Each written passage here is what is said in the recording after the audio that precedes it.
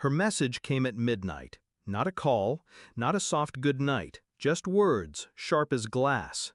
You don't need to know what happens on a girl's trip. That's why you're blocked until I'm home. Blocked. One word. Final. My thumb hovered over the screen, staring at the gray circle where her picture had been.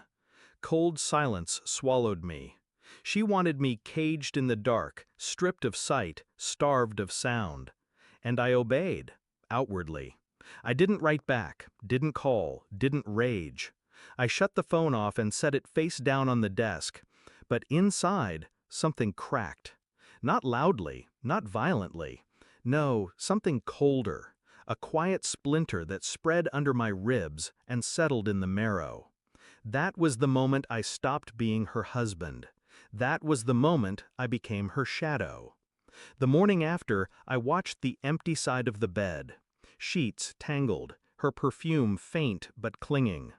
My mind wanted to paint innocence, girls laughing in the sun, cocktails lined on a beach. But her phrasing, her tone, not "I'll miss you," not "don't worry," just walls, locks, silence. A wife does not block a husband to protect fun. A wife blocks a husband to hide. I made coffee, sat in the kitchen, forced my hands to stay steady on the mug. Her trip was 4 days. She would land Sunday evening, expecting me at the airport. I smiled at that thought, because in that tiny smile, I found my purpose. She thought distance protected her. She thought silence erased trails. But betrayal always leaves fingerprints, and I would collect them, one by one. I began small.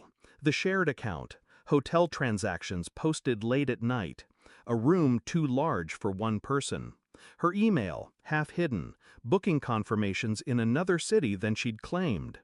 And then, the pictures.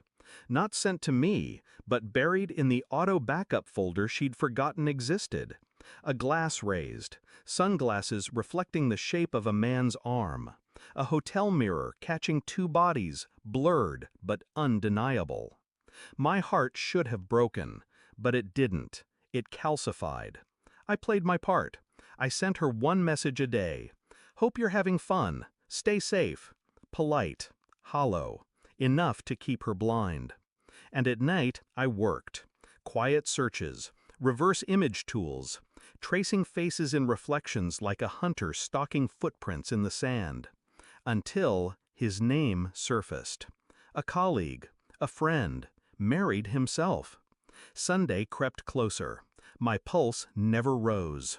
Outwardly, I was calm, even warm when she called once, her voice bright, careless, testing me. I answered like a fool in love. Inside, I was sharpening the knife of truth. The last puzzle piece arrived Saturday morning. A phone record, hers, synced unknowingly to the cloud. Nights of calls, hours long. Whispered intimacy at 2 a.m. Proof. Clean, irrefutable. I didn't rage, I didn't drink. I printed the logs, folded them with precision, and slipped them into an envelope. When Sunday came, she texted as her plane landed. "Can't wait to see you at arrivals, been too long." A lie typed with the same fingers that clutched another man's arm hours ago. I didn't drive to the airport, I drove to his house. And I left the envelope on his doorstep, tucked where his wife would find it before he did. Her second message came 20 minutes later. "Where are you? I don't see you." I let it sit. Then another. "Are you okay? Why aren't you here?" I waited. And finally, the call. Her voice sharp, urgent, cracking. "Where are you?" I answered, steady as stone. "I'm exactly where I should be." A pause. Silence stretching like a noose. "What do you mean?" "I think you'll find out soon." Her breath hitched. I could almost hear her calculating, unraveling, feeling the ground slip beneath her. The same silence she had once fed me now swallowed her whole. I ended the call without another word. That night, I sat in the quiet house, lights low. Her suitcase never arrived. Her voice never reached the door.